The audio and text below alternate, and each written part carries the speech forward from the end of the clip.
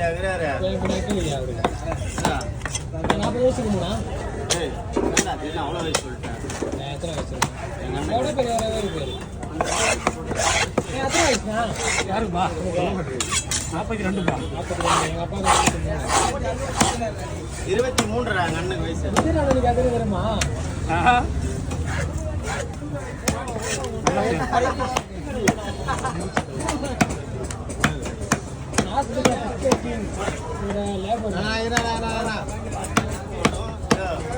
நல்லா இருக்குது அங்க.